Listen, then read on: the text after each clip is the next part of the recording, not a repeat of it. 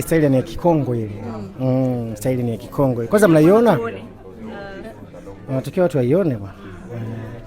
Tuambie kuhusiana na hiyo style yako. Style ni ya Kikongo ile. Tuliipanga mimi na ndugu yangu Charles Momba. Tuliipanga na nikamwambia leo kama usifunga wewe nitafunga mimi. Nilimwambia.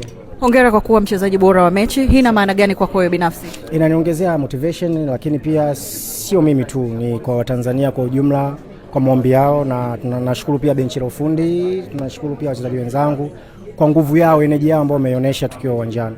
Lakini hizi mechi ni kiukweli ni mechi ni ngumu, sio mechi nyepesi, na mimi nafurahia wachezaji tunavyojituma, tunavyopambana kwa ajili ya nchi. Maana hapa tuchezi kwa ajili yetu, tunacheza kwa ajili ya nchi, na Watanzania wapo sehemu tofauti tofauti wanatuangalia. Kwa hiyo mimi kwa upande wangu naweza nikasema hii kwetu inazidi kutufunza zaidi na zaidi, tunazidi kupata experience. Kweli tunakutana na watu ambao, hiyo ni ukweli, tunakutana na watu ambao wako wametuzidi sisi, lakini sio kwamba wametuzidi hivyo, ila kuna ile experience ndogo ambayo wao wametuzidi na sisi, na sometimes inatukuta inatuadhibu. Swala la Msuva kufunga kwenye AFCON sio jambo geni, unaongeza orodha ya magoli yako, lakini jambo ambalo linawasikitisha Watanzania wengi ni Tanzania kushindwa kulinda magoli na kuruhusu matokeo tofauti na alama 3. Hiyo kweli inaumiza.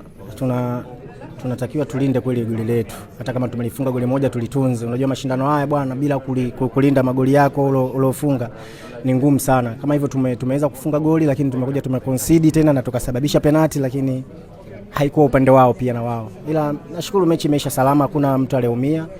Sasa hivi tunaangalia mechi ambayo iko mbele yetu na Tunisia, kwa sababu ukiangalia siku ni chache sana za maandalizi. Kwa hiyo sasa hivi tuko tunajiandaa na mechi yetu na Tunisia. Ni ile tu kwamba inanipa nguvu kadri siku ninavyokuwa nacheza haya mashindano, inaniongezea pia experience, lakini pia inanipa nguvu mimi mwenyewe kuona kwamba naweza nikafunga. Natamani nifunge magoli zaidi ya haya ambayo nimefunga, lakini mimi naamini bado tuna nafasi. Tuna mechi moja na Tunisia ambayo imebakia mkononi. Lolote linaweza likatokea kwa upande wangu na kwa upande wa timu pia, kwa sababu mimi sijiangalii peke yangu kwenye kufunga.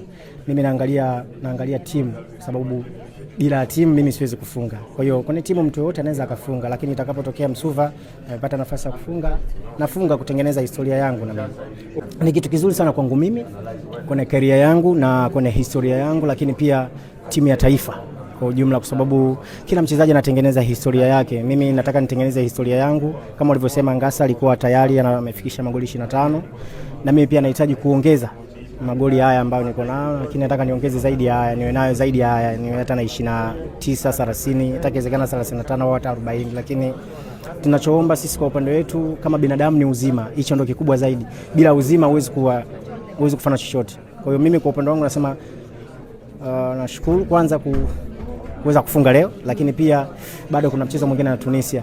Natamani kufunga zaidi ya goli moja ili niweze kutengeneza historia yangu. Hicho ndio kitu ambacho ninachokifikiria.